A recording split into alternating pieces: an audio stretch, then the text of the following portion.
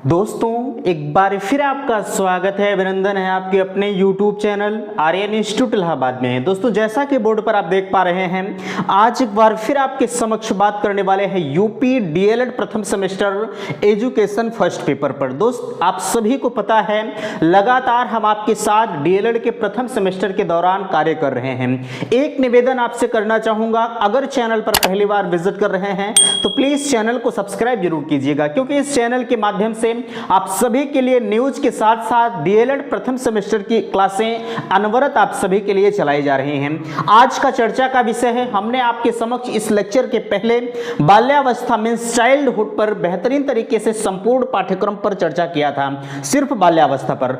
आज का लेक्चर जो आपके बीच में जा रहा है किशोरावस्था मींस एडोलसेंस पर हम आज बेहतरीन तरीके से आपसे चर्चा करेंगे।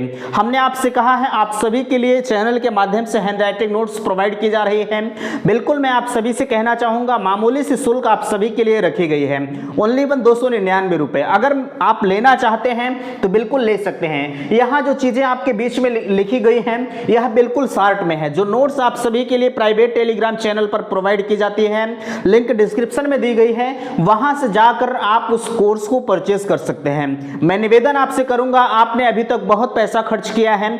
अगर आपने डीएलएड कर रहे हैं, ठीक है, अगर आप डीएलएड कर रहे हैं, आपका सपना है हम भविष्य में शिक्षक बनेंगे, तो बिल्कुल यह नोट्स जो आप सभी के लिए तैयार की गई है, विगत आपकी परीक्षाओं को तो ध्यान में रखा गया है, लेकिन कुछ इस नोट्स को यूं ही तैयार किया गया है जो आपकी यूपी टेट और सुपर टेट परीक्षा को भी उसमें दृष्टिगत चीजें रखी गई हैं, वह बिल्कुल अलग से रखी गई हैं, वो उसमें एक ही में ऐड नहीं की गई हैं। ठीक है, तो ये सारी चीजों को आप ध्यान में रखते हुए चलेंगे। मैं आपसे कहना चाहूंगा अगर आप इच्छुक हैं तो ले सकते हैं। बहरहाल यहाँ जो चीजें लिखी गई हैं, जैसे हमने लिखा है, यहाँ देख पा रहे किशोरावस्था की प्रमुख विशेषताएं, बिल्कुल हमने शारीरिक विकास, मानसिक विकास, अस्थायित्व व समायोजन का अभाव, ये चीजें आपको शार्ट में लिखी गई। लेकिन जो नोट्स आप सभी को मिलेगी, हमने अभी देखा जाए तो यह इसकी जो पीडीएफ है हमने टेलीग्राम चैनल पर प्रोवाइड किया। क्यों? क्योंकि अब पहले आप उसे पढ़े रहिए, ठीक है, पहले आप उसे पढ़ लीजिए, उसके बाद इस लेक्चर पर आइए। मेरे दोस्त, मैं दावे के साथ आपसे कह रहा हूं कि एक एक चीजें आपको समझ में नहीं आए तो आप मुझसे कहिएगा, ठीक है। बहरहाल मुझे ज्यादा कहने की जरूरत नहीं है, आप खुद इतने समझदार हो चुके हैं। आप अगर लेक्चर मेरा देख रहे हैं और पीडीएफ प्राप्त कर रहे हैं तो कहीं ना कहीं आपके लिए फायदेमंद साबित हो रहा है। मैं आपसे फिर कहूंगा, आप अगर नोट्स नहीं तैयार कर रहे हैं तो बिल्कुल नोट्स आप तैयार करने में लग जाइए, अन्यथा की स्थिति में आप प्रिंट करवा कर निकलवा सकते हैं जो यहाँ से आपको चीजें दी जा रही है, ठीक है, वह आपके स्वविवेक पर निर्भर है। बहरहाल चलिए हम चलते हैं आज के अपने लेक्चर पर। सबसे पहली चीज लिखी गई है किशोरावस्था मींस एडोलसेंस। हमने आपसे कहा था बाल्यावस्था पर चर्चा किया, उसके शैशवावस्था पर चर्चा किया, उसके बाद बाल्यावस्था पर चर्चा किया। दो अवस्थाएं आपके बीच में समाप्त हुई, आज तीसरी अवस्था आपके बीच में आ रही है किशोरावस्था। हमने आपसे कहा है आपके घर में एक छोटा सा बालक होगा, उसी को आप केंद्र बिंदु मान लीजिएगा, उसी के इर्द गिर्द आप टहलते रहिए। सारी चीजें जो यहां बताई जा रही हैं आपको खुद ब खुद समझ में आ जाएंगी, ठीक है। चलिए, एडोलसेंस किशोरावस्था जिसकी उम्र होती है 12 से 18 वर्ष। अगर आपके घर में कोई भी बालक 12 से 18 वर्ष का होगा, आप उसको फोकस करिएगा और इस लेक्चर को आप देखिएगा। सेम वही चीजें अगर ना मिले तो आप मुझसे कहिएगा, ठीक है। मैं इसलिए ऐसा कह रहा हूं क्योंकि जब आप अपने सामाजिक तौर पर कोई चीज देखते हैं तो वह चीजें आपको खुद ब खुद याद हो जाती हैं। लेक्चर मैं मानता हूं कि कुछ चीजें आपको भूल जाएंगी, लेकिन आप प्रैक्टिकली जो चीज आप देख लेते हैं उस चीज को आप नहीं भूलते हैं, ठीक है। तो यह आपके ऊपर डिपेंड है आप कैसे क्या करते हैं। सबसे ऊपर लिखा जा रहा है, बड़ा ही महत्वपूर्ण कथन है, जीवन का सबसे कठिन काल है। अच्छा, जीवन का सबसे कठिन काल क्यों कहा है किलपैट्रिक महोदय ने? जिसके पीछे कारण है, आप सभी को पता है, अगर आप 12 से 18 वर्ष के एज में हो रहे हैं तो आपको अपने करियर को लेकर थोड़ी सी चिंताएं आने लगती है कि अब हम आगे चलकर करेंगे क्या, ठीक है।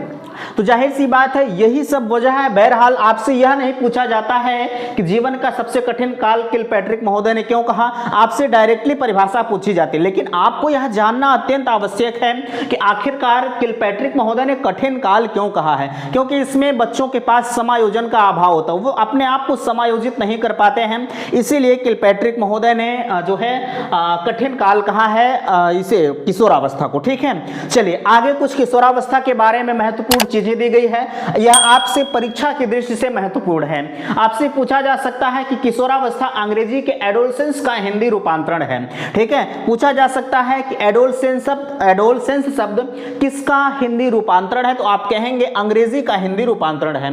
एडोलसेंस शब्द लैटिन भाषा के एडोल्सियर शब्द से विकसित हुआ है, जिसका अर्थ है परिपक्वता की ओर बढ़ना। जाहिर सी बात है 12 से 18 वर्ष का बालक जब भी होता है वह धीरे धीरे अपने आप को परिपक्व होता हुआ चला जा रहा है। ठीक है, यही चीजें आपसे कहा जा रहा है, कुछ इसमें अलग नहीं है। एडोलसेंस शब्द लैटिन भाषा के एडोल्सियर शब्द से विकसित हुआ है, जिसका अर्थ है परिपक्वता की ओर बढ़ना। भैया जैसे जैसे किसी बालक की उम्र बढ़ती रहती है, जाहिर सी बात है वह एक परिपक्वता को ग्रहण करता रहता है। ठीक है, चलिए अब आगे आपके बीच में आ रहा है, बाल्यावस्था तथा प्रौढ़ावस्था के मध्य की अवस्था को किशोरावस्था कहा जाता है। बड़ा ही महत्वपूर्ण है, आपसे पूछा जा सकता है कि बाल्यावस्था तथा प्रौढ़ावस्था के मध्य की अवस्था को हम क्या कहते हैं। बाल्यावस्था के बाद कौन सी एज आपके बीच में आएगी, हमने आपको 4 एज के बारे में चर्चा किया था। हमने आपसे कहा था कि भैया हम 4 एज के बारे में आपको बताएंगे। पहला आपका है शैशवावस्था, बाल्यावस्था, किशोरावस्था और प्रौढ़ावस्था।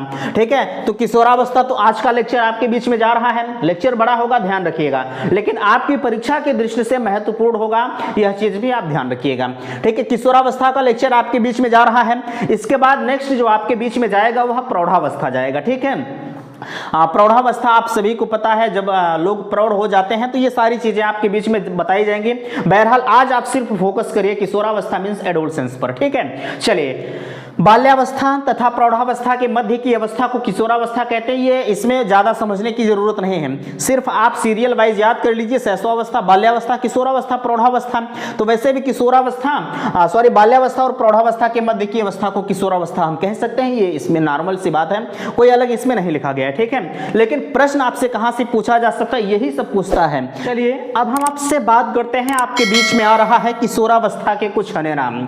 जैसे हमने आपसे कहा था कि बाल्यावस्था के कुछ विभिन्न तरह के नाम होते हैं। जैसे सपोज दैट कि हम आपसे बात करें, आपका नाम चिंटू, पिंटू, रिंटू, रिंकू, इस तरह के नाम आपके बीच में आते हैं।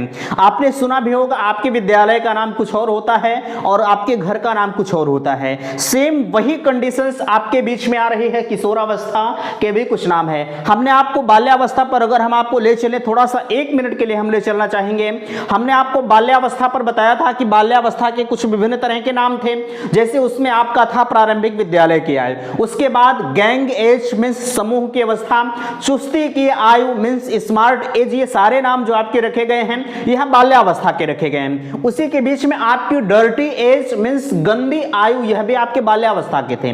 ठीक है, इतनी चीजें तो आपको समझ में आई, यह पूरे के पूरे नाम किसके थे, बाल्यावस्था के थे। लेकिन अगर हम आज के लेक्चर की बात करें किशोरावस्था के, तो किशोरावस्था के भी कुछ आपके नाम रखे गए हैं। ठीक है, तो किशोरावस्था का सबसे पहला नाम है आपके बीच में रखा गया है तूफान तथा संघर्ष की अवस्था।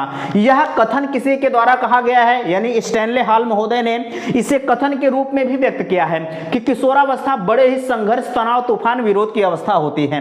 आखिरकार क्यों?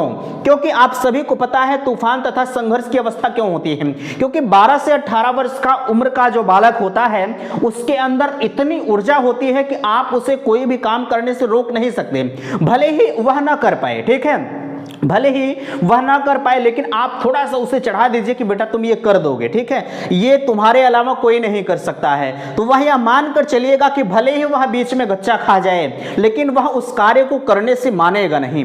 ठीक है, इसलिए बड़े ही संघर्ष, तनाव, तूफान की अवस्था, इस अवस्था को कहते हैं। आगे सुख दुख की अवस्था। ठीक है, इसे सुख दुख की अवस्था क्यों कहा गया है? क्योंकि इसमें बालक के साथ कभी सुख आता है, कभी दुख आता है, ये सारी चीजों को सहन करता हुआ चला जाता है। ठीक है, इससे यह नहीं पता चलता कि आगे हमारे साथ क्या होगा। आगे आपसे कहा जा रहा जीवन का सबसे स्वर्णिम काल, 12 से 18 वर्ष का उम्र का जो बालक होता है यह जीवन का सबसे स्वर्णिम काल होता है, क्योंकि इसी उम्र में अगर कोई बालक है वह अपने आप को चाहे तो वह बन सकता है और चाहे तो वह बिगड़ सकता है। लेकिन आज की उम्र की, हम आज के वर्तमान समय की हम बात करें तो इस उम्र के बालक कुछ इस तरह से हो गए हैं। बहरहाल ज्यादा कुछ कहने की जरूरत नहीं है, सारी चीजें आपके बीच में खुद ब खुद आ रही हैं, आप खुद समझ पा रहे हैं, ठीक है, कुछ कहना नहीं है। आज की उम्र के बालक आप देख पा रहे हैं किस तरह से बिहेव कर रहे हैं, ठीक है, सारी चीजें आपको पता है, ज्यादा कहने की जरूरत नहीं, सिर्फ आप इस नाम को ध्यान रखिएगा। आपसे पूछा जा सकता है कि जीवन का सबसे स्वर्णिम काल किस अवस्था को कहा जाता है, तो आप कहेंगे किशोरावस्था को कहा जाता है। पूछा जा सकता है कि तूफान तथा संघर्ष की अवस्था किस अवस्था को कहा जा सकता है, तो आप कहेंगे 12 से 18 वर्ष मींस किशोरावस्था मींस एडोलसेंस को कहा जा सकता है। अगला आपके बीच में आ रहा है समस्या की अवस्था, ठीक है। समस्या की अवस्था क्यों कहा जाता है, क्योंकि 12 से 18 वर्ष का जो भी बालक होता है, जब भी वह किसी कार्य को करता है, 12 से 18 वर्ष की छोड़ दीजिए, कोई भी बालक जब किसी कार्य को करता है तो कहीं ना कहीं उसको समस्या का सामना करना पड़ता है। समस्या इसलिए करना क्योंकि 12 से 18 वर्ष का जो बालक होता है उसे अपने करियर को लेकर थोड़ी सी चिंताएं जरूर जागृत होती हैं, ठीक है, इसलिए थोड़ी बहुत समस्या उससे होती है। क्रांतिकारी काल हमने आपसे बताया कि क्रांतिकारी काल इसलिए कहा जाता है क्योंकि उसके अंदर एक ऊर्जा का स्रोत होता है, आप उसे किसी भी कार्य को करने से रोक नहीं सकते हैं, ठीक है, भले ही वह उसके बस की बात ना हो, लेकिन अगर उसे आप थोड़ा सा कह दिए कि बेटा ये तुम कर सकते हो, है ना, तो वह मानकर चलिएगा कि वह बालक करेगा, भले ही आपके सामने ना करे, ठीक है, भले ही आपके सामने ना करे, थोड़ा सा आप इधर चेहरा अपना किए तो फटाक से वो करना प्रारंभ कर देता है, ठीक है। तो ये सारी चीजें आपके बीच में आ रहे हैं। तार्किक तथा चिंतन की अवस्था, विकास की चरमावस्था, विकास की चरमावस्था 12 से 18 वर्ष का उम्र का जो बालक होता है उसका जो विकास होता है वह अपने चरम पर होता है। अब बुढ़ा हो जाएगा तो विकास तो होगा नहीं, क्योंकि विकास भी एक सीमित अवस्था तक होता है, ऐसा नहीं है। हालांकि अगर देखा जाए जो सीखने की प्रक्रिया होती है वह जीवन पर्यंत चलती रहती है। अब विकास जो आपका होता है जिंदगी भर तो आपका हाथ पैर बढ़ेगा नहीं। अब हाथ पैर अगर जिंदगी भर बढ़ जाएगा तो भैया हम तो पता नहीं कितने बड़े हो जाएंगे, ठीक है। इसलिए विकास की कोई एक अपनी एक निर्धारित समय है, ठीक है, यानी 18 वर्ष का जो बालक होता है उसका जो विकास होता है वह अपने चरम पर होता है। आगे आपसे उथल पुथल की अवस्था कहा जा सकता है। आपसे पूछा जा सकता है कि उथल पुथल की अवस्था हम किस अवस्था को कहते हैं, तो आप कहेंगे एडोलसेंस मींस किशोरावस्था को कह सकते हैं। भैया मैं निवेदन आपसे करूंगा ये सारे नाम आप याद रखे रहिएगा, इंपॉर्टेंट भी लगा है। देखिए किलपैट्रिक महोदय के द्वारा कथन जीवन का सबसे कठिन काल है, यह भी महत्वपूर्ण कथन है। ये जितने भी आपके बीच में आ रहे हैं सभी इंपॉर्टेंट हैं, और जो चीजें आपके बीच में दी जा रही हैं वह भी इंपॉर्टेंट है आपकी परीक्षा की दृष्टि से। अच्छा, जो इंपॉर्टेंट लगा है आपके यूपी टेट में भी पूछा गया है, थोड़ा सा आप इसे जरूर अलग से रिवाइज करने का प्रयास करिएगा, ठीक है। चलिए आपके बीच में अब आ रहा है किशोरावस्था की प्रमुख विशेषताएं, ठीक है। जैसे हमने आपके बीच में दिया था कि किशोरावस्था की बाल्यावस्था की प्रमुख विशेषताएं, किशोरावस्था की प्रमुख विशेषताएं, सारी चीजों पर हमने आपसे चर्चा किया था। अब आपके बीच में आ रहा है किशोरावस्था की प्रमुख विशेषताएं क्या हो सकती हैं। देखिए जिसमें हमारा पहला है शारीरिक विकास। अगर हम बात करें इस अवस्था में अनेक तरह के महत्वपूर्ण शारीरिक परिवर्तन होते रहते हैं, जैसे यौना आरंभ के लक्षण प्रकट हो जाते हैं। सारी चीजें अगर देखा जाए तो ओपनली आपको नहीं बताई जा सकती हैं, कुछ चीजें हमें इसमें ढककर बताना है ना।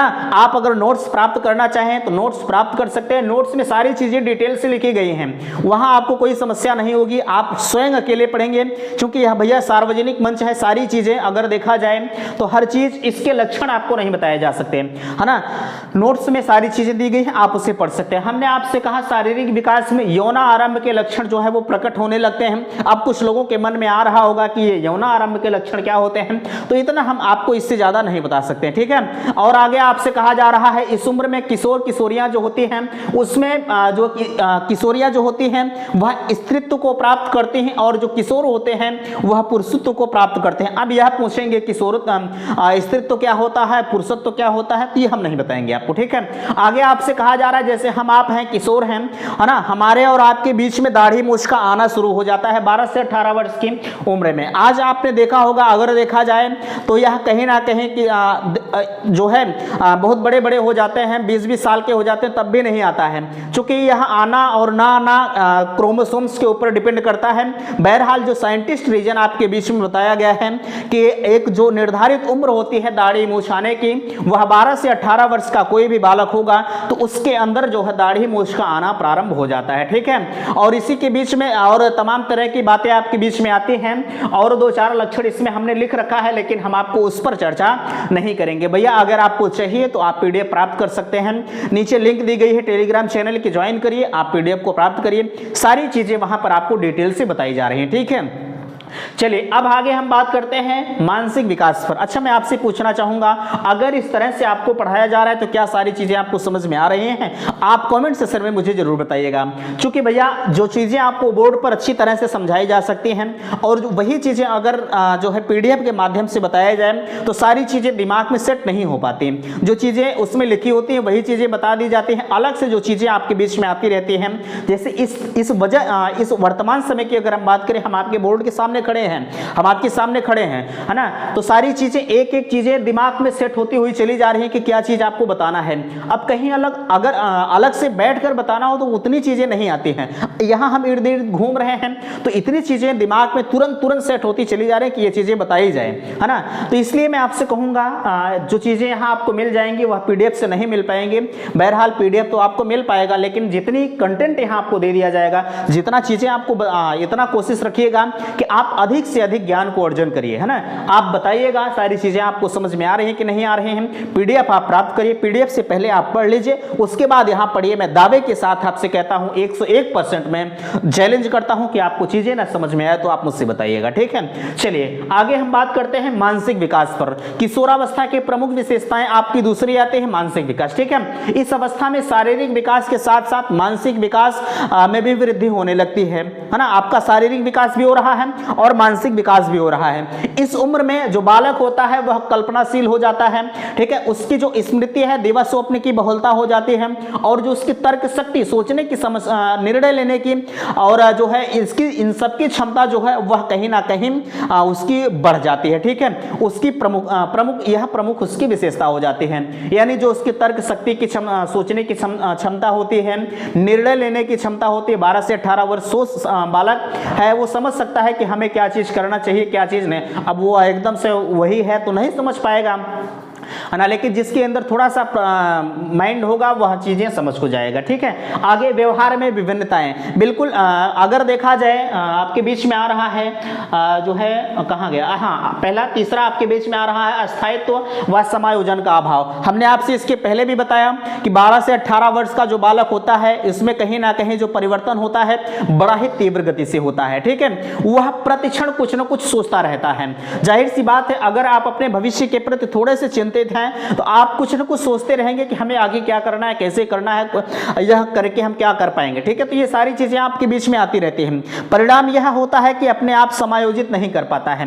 क्यों नहीं समायोजित कर पाता है? क्योंकि हमने आपसे पहले भी बताया, यहां लिखा गया है अस्थायित्व व समायोजन का अभाव। उसके पास दिन पर दिन चिंताएं बढ़ती रहती हैं कि हम कैसे क्या करेंगे। जैसे आप पढ़ रहे हैं, ठीक है, वह बालक तो पढ़ता रहता है लेकिन वह अपने आप को जानना समझना चाहता है कि हम आगे चलकर करेंगे क्या, ठीक है। तो इस तरह की सारी चीजें उसके बीच में चलती रहती हैं। व्यवहार में विभिन्नताएं आपके बीच में अगर देखा जाए तो जो 12 से 18 वर्ष का बालक होता है वह कहीं ना कहीं उसके व्यवहार में विभिन्नता आती रहती है ना। जैसे अगर हम बात करें किशोरों में संवेगों की प्रबलता अधिक हो जाती है। थोड़ी सी अगर बात कहें आप, है ना, व्यवहार में परिवर्तन, व्यवहार में विभिन्नताएं अगर थोड़ी सी उसे आपने खरी खोटी सुनाए तो वह जो है तुरंत शुरू कर देता है। आए दिन आपने देखा होगा, पेपर में निकला था अभी जल्द से जल्द, है ना, उसमें बालक ने प्रधानाध्यापक को ही गोली मार दिया। क्यों? क्योंकि 12 से 18 वर्ष के बालक में इतनी ऊर्जा होती है कि वह कुछ भी करने के लिए हमेशा तत्पर होता है। तो बहरहाल आप ये सारी चीजें मत अपनाइएगा। आप एक भविष्य के भावी शिक्षक हैं,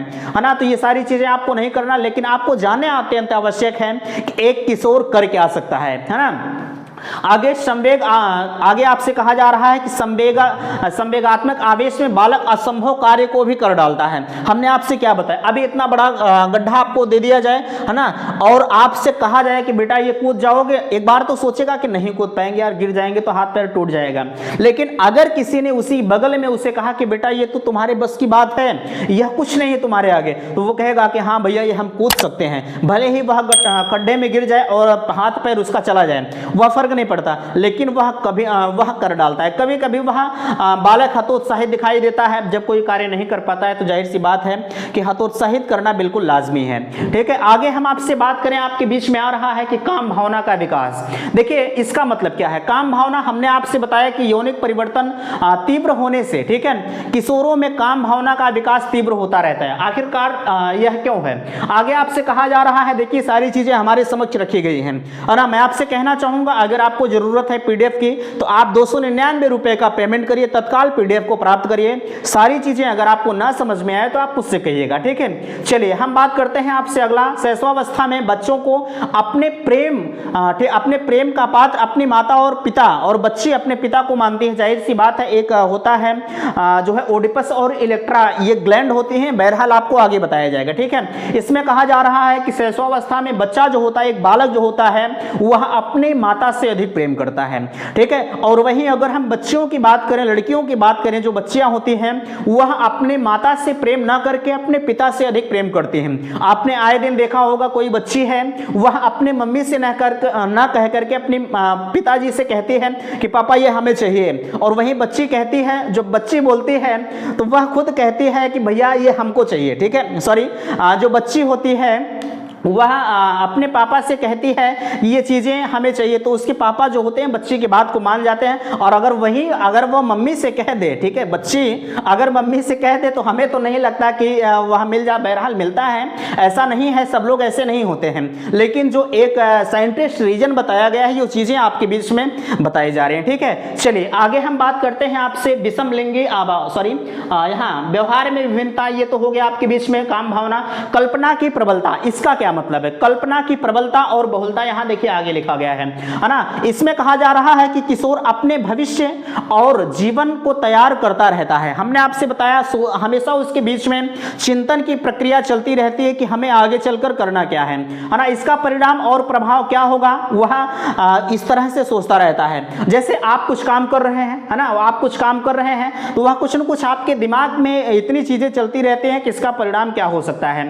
आगे आपसे कल्पना की बहुलता के कारण असामाजिक और अनैतिक व्यवहार करने लगता है। जाहिर सी बात है, हमने आपके बीच में बताया था कि कभी भी बच्चों के समक्ष जो है आपको कुछ इस तरह का बिहेव नहीं करना है जो उसके लिए हार्मफुल हो, ठीक है। कभी चाहे छोटा बालक हो चाहे बड़ा बालक हो, उसके साथ आप कुछ ऐसा ही बिहेव करें जो उसके नैतिक जीवन के लिए बेहतर हो, ठीक है। इस वजह से मैंने आपसे कहा था कि कभी भी जैसे अल्कोहल वगैरह का सेवन आप ना ही करें तो बेहतर है। आप कर सकते हैं, हम ये नहीं कह रहे हैं, लेकिन आप अपने बच्चों के सामने अगर कर रहे हैं तो जाहिर सी बात है, मैं चैलेंज के साथ कह रहा हूं कि आपका बच्चा भी आए दिन देखिएगा वह भी अल्कोहल का सेवन करने लगेगा, ठीक है। बहरहाल हम यह नहीं सोचते हैं, जो चीजें आपके सिलेबस में वह बताई जा रही है। विषम लिंगी आकर्षण, जाहिर सी बात है 12 से 18 वर्ष के बालक को आज के वर्तमान दौर में आप देख पा रहे हैं किस तरह से लड़के लड़कियों की तरफ और लड़कियां लड़कों की तरफ आकर्षित हो रही हैं, है ना। यह एक प्रमुख विशेषता है किशोरावस्था की, है ना। ये सारी चीजें आपके बीच में आ रही है। इस अवस्था में विषम लिंगी आकर्षण देखा जाता है।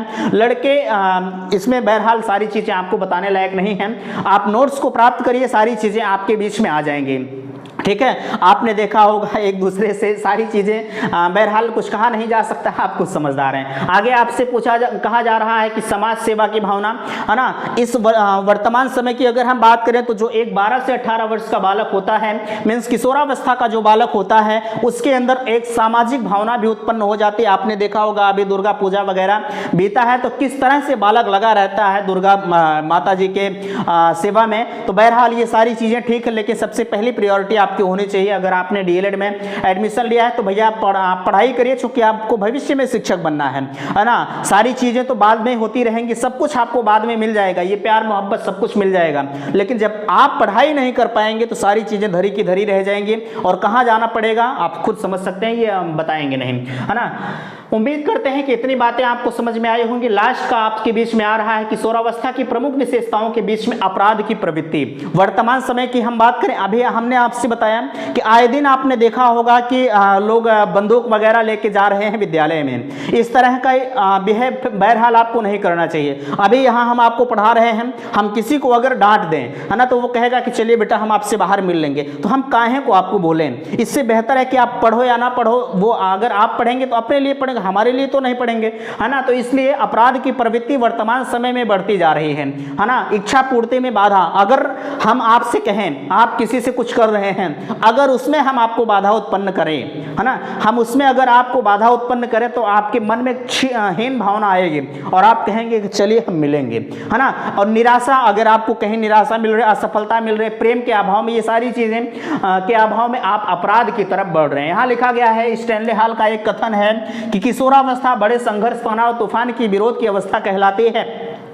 ये सारी चीजें हमने आपको पहले भी यहां बता दिया है क्यों कहलाती है। आगे अब हम बात करते हैं किशोरावस्था में शिक्षा। ठीक है, एक किशोरावस्था का बालक है वह इस अवस्था में किस प्रकार से शिक्षा ग्रहण करता है। 12 से 18 वर्ष के बालक के आप आज के समय में देख पा रहे हैं, है ना। इसमें आपसे कहा जा रहा है कि जीवन का सबसे कठिन काल है। हमने आपको पहले भी बता दिया कि किशोरावस्था जीवन का सबसे कठिन काल है, किलपैट्रिक महोदय ने कहा है। अगला आपके बीच में आ रहा है, इस उम्र का बालक अच्छा या बुरा, देश प्रेमी, देशद्रोही, धार्मिक या अधार्मिक, परिश्रमी, अकर्मण्य, सामाजिक और असामाजिक बन जाता है। क्यों बन जाता है, सारी चीजों के बारे में हमने इसके विशेषताओं पर चर्चा किया। अगला आपसे कहा जा रहा है, चलिए अकर्मण, ये सारी चीजें हमने बताया। शारीरिक विकास के लिए शिक्षा, अच्छा आपके बीच में आ रहा है पहली किशोरावस्था में शिक्षा के अंतर्गत पहला पॉइंट आपके बीच में आ रहा है कि शारीरिक विकास के लिए शिक्षा। आपसे कहा जा रहा है कि शारीरिक विकास के लिए पौष्टिक भोजन, जैसे हमने आपसे जब शैशवावस्था हम आपको पढ़ा रहे थे और बाल्यावस्था, तो उसी के दौरान हमने आपको बताया था कि कभी भी बालक को ये चटपटी चीजें ना दें तो बेहतर। अरे कभी कभी हो जाए तो ठीक है, लेकिन पर डे आप कहिए हम मैगी दे दें और जो है ये क्या कहते हैं इस तरह की मिस तली भुनी चीज़ों से आप उन्हें दूर रखने का प्रयास करिए। उसको जो भी चीज़ें दीजिए बिल्कुल पौष्टिक चीज़ें रहें, ठीक है। उसे खेल कूद का उचित प्रबंध करना चाहिए। अब ऐसा नहीं कि बालक पढ़ के आए विद्यालय से और तुरंत हम ठूस दिए कि चलिए वहाँ जाना है कोचिंग, कभी नहीं। इस तरह का बिहेव न करें। बालक को एक जो है समय निर्धारित करें। समय क्या निर्धारित करें, बालक को कम से कम खेलने का अवसर जरूर दें, है ना। जब बालक को खेलने का अवसर देंगे तो यार खेल खेल से भी शिक्षा दी जाती है। ऐसा नहीं, आपने देखा होगा छोटा सा बालक होगा, जब छोटे से बालक इतना बड़ा बड़ा गोला बनाकर आम इमली बनाया रहता है तो वह कहीं ना कहीं उसको भी शिक्षा की तरफ प्रेरित करता है, ठीक है। और आपने देखा होगा किशोरों में व्यायाम तथा खेल कूद जैसे कसरत, फुटबॉल, कुश्ती, क्रिकेट वगैरह के लिए जो है यह मानसिक और अगर देखा जाए तो शारीरिक और मानसिक ये तमाम तरह की जो चीजें हैं वो इससे विकसित हो सकती हैं, ठीक है। मानसिक विकास के लिए शिक्षा, हमने आपसे बताया कि किशोरावस्था में मानसिक विकास हेतु उचित शिक्षा की व्यवस्था का प्रबंध करना चाहिए। जाहिर सी बात है मानसिक विकास तभी आपका हो सकता है जब आपको जो शिक्षा का माहौल होगा वह बेहतर होगा। पता लगा हम पढ़ने जा रहे हैं, वहाँ दिन भर डीजे बज रहा है ना, तो दिन भर डीजे बजेगा तो आपका ध्यान तो उस भोजपुरिया गाने पे रहेगा, तो इस वजह से वहाँ आपका वो मानसिक विकास नहीं हो सकता जो आप एक शांत वातावरण में कर सकते हैं, है ना। तो ये सारी चीज़ों को आपको ध्यान में रखना है। और बालक के मानसिक क्षमता का निरीक्षण, अब ये चीज का और ध्यान रखिएगा। कभी भी एक छोटा सा बालक है, हम मान ले कि आप कक्षा 5 में पढ़ रहे हैं ना, कक्षा 5 में आप पढ़ रहे हैं, हम आपको इंटरमीडिएट की केमिस्ट्री दे दें इतनी मोटी के.एन. शर्मा की, तो हमें नहीं लगता कि आपके बस की बात है ना। तो उसके मानसिक विकास के लिए आपको उसके पाठ्यक्रम को बिल्कुल ध्यान में रखना है। ये सारी चीजों को आप ध्यान में रखिएगा, है ना। चलिए आगे हम बात करते हैं संवेगात्मक विकास की। एक किशोरावस्था का जो बालक है उसके हम संवेगात्मक विकास के लिए किस प्रकार से शिक्षा दे सकते हैं। कहा जा रहा है कि किशोरावस्था में संवेगात्मक विकास जीवन में उथल पुथल ला देता है। हमने आपसे बताया कि इस क्या कहते हैं किशोरावस्था के एक प्रमुख जो है एक नाम और भी है, उथल पुथल की अवस्था। कहा गया, देखिए नीचे लिखा भी गया है, उथल पुथल की अवस्था कहा है। इस उम्र का बालक पूर्ण विकसित अस्थायी भाव, नई उमंगों इत्यादि पर नियंत्रण पाने के लिए कठिनाई महसूस करता है।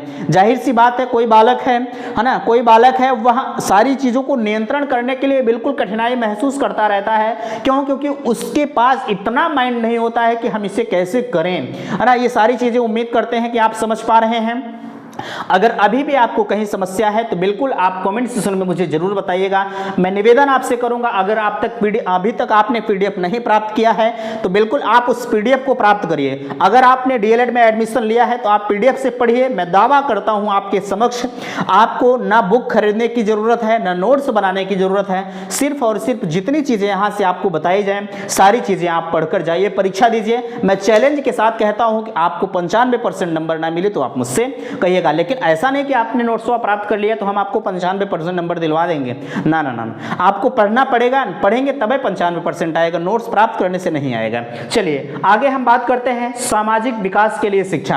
अच्छा, सामाजिक विकास के लिए शिक्षा, मनुष्य एक सामाजिक प्राणी है। यह चीजें आप शुरू से पढ़ते आ रहे हैं। जब आपने प्राथमिक विद्यालय में पढ़ा होगा तभी आपके समक्ष लिखा रहा होगा कि मनुष्य एक सामाजिक प्राणी है। जीवन पर्यंत मनुष्य कुछ न कुछ सीखता रहता है। मनुष्य जब तक मर नहीं जाता है तब तक कुछ कुछ न कुछ सीखता रहता है ना। आपने देखा होगा जो सीखने की प्रक्रिया है वह जीवन पर्यंत चलती रहती है, लेकिन जो विकास की एक प्रक्रिया होती है वह कुछ न कुछ एक सीमित समय तक जो है वो समाप्त हो जाती है। शिक्षा का महत्वपूर्ण उद्देश्य सामाजिक भावना का विकास करना है, बिल्कुल आप सभी को पता है। जो हमारी शिक्षा है उसका एक प्रमुख उद्देश्य होता है कि हम अपने सामाजिक भावना का विकास करें। सामाजिक भावना के विकास के लिए खेलकूद, ये सारी चीजें, सांस्कृतिक कार्यक्रम, आपके विद्यालय में आपने देखा होगा आप इस समय तो प्रशिक्षण प्राप्त कर रहे हैं। प्रशिक्षण में सारी चीजें, खेल कूद, जितनी भी एक्टिविटीज होती हैं सारी चीजें आपके बीच में कराई जाती हैं। आपने देखा होगा आपके विद्यालय में सांस्कृतिक प्रोग्राम कराया जा रहा होगा। आप उस सांस्कृतिक प्रोग्राम में बढ़ चढ़ कर हिस्सा लीजिए। आप जब भी आप उस प्रोग्राम का हिस्सा बनिए तो आप मान लीजिए कि हमारे सामने कोई नहीं बैठा, हम अपने आप को गुनगुना रहे हैं, है ना। ये सारी चीजें अगर आप करते हैं, जब आप खेत में जाते हैं या खेत में जाते होंगे तब आप वहां गाना शुरू करते होंगे कि फलनवा गाना ढकनवा गाना, तो ये सारी चीजें आप वहां भी करिए। आप मान लीजिए कि हमारे सामने पेड़ पौधे बैठे हैं, हम उनके समक्ष गुनगुना रहे हैं। अगर आपने जैसे इस तरह से आप गए, है ना, इस तरह से आप चले गए, जब आप चेहरा उठाकर अपना देखें, अरे बाप रे बाप इतने लोग बैठे हैं, हम कैसे गए, तब तक नीचे से पैर हिलने लगता है ना। तो इस तरह का बिहेव आप मत करें। आप जाइए मंच पर जाने के बाद 4-5 बार लंबी लंबी सांस खींचिए। उस सांस खींचने के बाद आप अपने गाने को शुरू कर दीजिए। दावे के साथ मैं कह रहा हूं कि आपका गाना लास्ट जी गाएगा, ठीक है। अगर पहले में से आप डर जाएंगे तो डर जाएंगे। आगे आपसे कहा जा रहा है धार्मिक व नैतिक विकास। बिल्कुल नैतिक विकास के लिए बालकों के सम्मुख अच्छे आदर्श व्यवहार करना चाहिए। ये सारी चीजें हमने आपको बताया था। और लास्ट का आपके बीच में आता है कि यौन शिक्षा, किशोर किशोरियों में यौन शिक्षा प्रदान करना अनिवार्य है। क्यों? क्योंकि आपने देखा होगा आज के समय में जो किशोर होते हैं और किशोरियां जो होती हैं वह कहीं ना कहीं कुछ गलत बिहेव कर रहे हैं। इस वजह से इनके बीच में इस शिक्षा को देना अत्यंत आवश्यक होता है। यौन शिक्षा ग्रहण करने के लिए अधिकांश बालिका जो हैं वो लज्जा महसूस करते हैं, लेकिन लज्जा महसूस नहीं करना चाहिए। भैया आप सोच रहे होंगे हम भी नहीं बता रहे हैं, हाँ बिल्कुल मैं मान रहा हूं, क्योंकि यहाँ आपका सार्वजनिक मंच है ना। आप उस पीडीएफ को प्राप्त करिए, सारी चीजें आपके बीच में दी गई हैं। लास्ट में आता है कुछ महत्वपूर्ण कथन दिए गए हैं। 3-4 कथन आपके बीच में दिए गए हैं। पहला कथन आपका है किलपैट्रिक महोदय का जीवन का सबसे कठिन काल। दूसरा कथन है स्टैनले हॉल का किशोरावस्था बड़े संघर्ष, तनाव, तूफान की अवस्था है। और चौथा कथन आपके बीच में आ रहा है रॉस महोदय का। रॉस महोदय कह रहे हैं किशोरावस्था को शैशवावस्था की पुनरावृत्ति काल कहा जाता है। क्यों? क्योंकि आपने देखा होगा शैशवावस्था के बारे में हमने बताया। बहरहाल यह बताने हम नहीं बताएंगे, सारी चीजें आप पढ़कर देखिए, खुद ब खुद आपको समझ में आएगा। लास्ट में आता है कुल्लहन महोदय के अनुसार किशोरावस्था बाल्यकाल तथा प्रौढ़ावस्था के मध्य का संक्रांति काल है। अब क्यों है आप पढ़कर खुद देखिएगा, ठीक है। उम्मीद करते हैं कि बातें आपको समझ में आई होंगी। एक निवेदन मैं आपसे करूंगा, अगर चैनल पर पहली बार आए हैं तो चैनल को सब्सक्राइब जरूर करिएगा और इस वीडियो को आप अपने दोस्तों में शेयर जरूर करें, क्योंकि जो बच्चे डीएलएड कर रहे हैं उनका भी कुछ न कुछ लाभ उत्पन्न हो। लेकिन उस पीडीएफ को सिर्फ वही प्राप्त कर सकते हैं जो पेड टेलीग्राम चैनल से जुड़ चुके हैं, सिर्फ उन्हीं के लिए यह पीडीएफ जाएगा, ठीक है। वीडियो समाप्त करते हैं। थैंक्स, धन्यवाद।